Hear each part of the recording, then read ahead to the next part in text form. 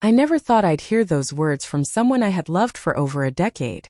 I regret marrying you, Lauren said, her voice cold, precise, like a verdict that had been waiting for years to be pronounced. I stood there, stunned, the air around us suddenly heavy with years of unspoken tension, unmet expectations and silent resentment. Marriage, I realized, can be fragile, and sometimes the cracks form quietly, unnoticed, until one day the foundation shatters. For years I had given everything I could: love, support, loyalty, patience. I had been the calm in our storms, the steady presence when life's pressures mounted. But in her eyes that day, all of that seemed to vanish. It wasn't a moment of anger, it was a statement of disappointment, a revelation that she had decided, somewhere along the way, that what we had was not enough. I didn't react immediately. Anger, bitterness, or pleading would only validate her attempt to diminish me. Instead, I listened, letting the words sink in, letting them carry their full weight. I regret marrying you, she repeated, as if saying it twice might make it real. But the truth was, her words no longer held the power to hurt me, not in the way they once might have.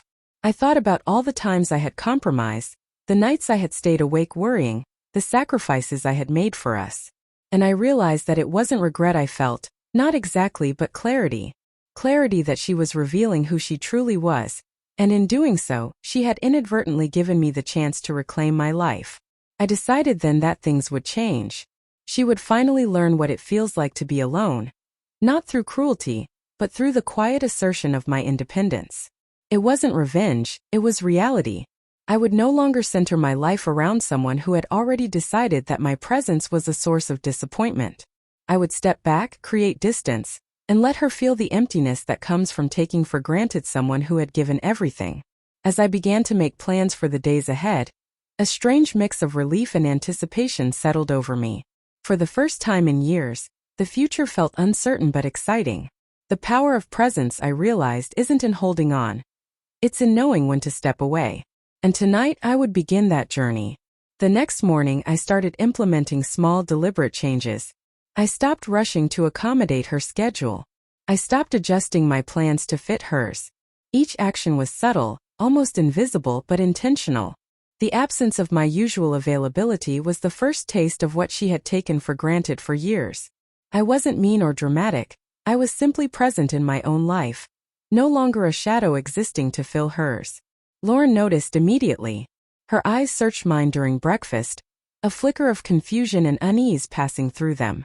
"You're different," she said, attempting to sound casual, but her tone betrayed panic. I smiled faintly, saying nothing, letting her interpretation fill in the silence. Words no longer had power here. Action spoke louder than anything she could say. I reached out to reconnect with old friends, to pursue the hobbies I had neglected, and to enjoy the small moments of life that had been postponed for the sake of maintaining a fragile peace. The more I prioritized myself, the more visible my absence became in her world. Every plan I made, every invitation I accepted without considering her, was a quiet reminder that I was no longer tethered to her perception of me. The effect was immediate. Lauren's demeanor shifted, growing tense, defensive, and impatient. She tried to engage me in conversations, attempted to criticize, even attempted to guilt me. But I remained calm, composed, and unshaken.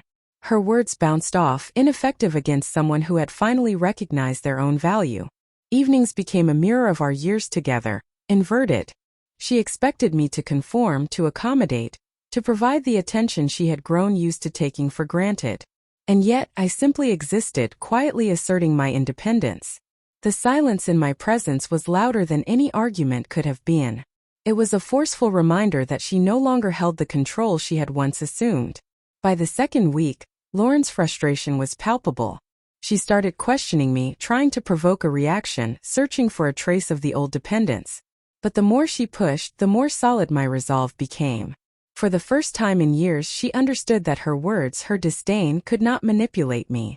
The taste of being alone, she would soon realize, was inevitable, and it would be a lesson in understanding the gravity of her choices. By the third week, the dynamic between us had shifted completely. Lauren's attempts to provoke me grew increasingly desperate.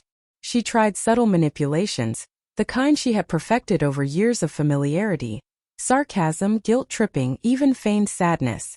but each effort met the same unwavering response. Calm, quiet, and detached. I had become the observer of my own life rather than a participant in her drama. One evening, she approached me in the living room, her voice trembling slightly. "Are you even going to talk to me anymore?" she asked, her eyes searching for a crack, a sign of vulnerability. I looked at her steadily, not with anger or judgment, but with the firm awareness that the balance of power had shifted. "I am talking," I said. "But I am talking as myself, not the person you've tried to mold me into." That simple statement left her silent, as if the realization was too much to process. Days turned into weeks, and the emptiness she felt began to manifest more deeply. She had expected my submission, my accommodation, the easy access to my attention that had once defined our marriage. But I had reclaimed my space, my time, my energy. She started noticing the little things. I no longer waited up for her late nights. I no longer adjusted my plans to fit her whims, and I certainly no longer tolerated the subtle digs disguised as jokes. Her absence of control was a reflection of the truth she had long ignored. The life we shared was a partnership, and I was no longer willing to be sidelined. The moment I realized the shift was complete came one quiet evening. She looked at me, exhausted from her failed attempts to manipulate, and admitted, almost in a whisper, "I don't know how to reach you anymore." That sentence, finally spoken, carried the weight of her regret. It was not satisfaction nor triumph, but a somber acknowledgement that she had lost the influence she had taken for granted. I didn't gloat, I didn't rub it in. I simply nodded, acknowledging the truth. Sometimes the lesson is not in confrontation. It's in absence, in reclaiming oneself, and letting someone experience the void they have created. For Lauren, the words "I regret marrying you" were finally met with the reality she could not control: solitude. And for me it was liberation. A reminder that self-respect and independence outweigh any attempt at humiliation or regret.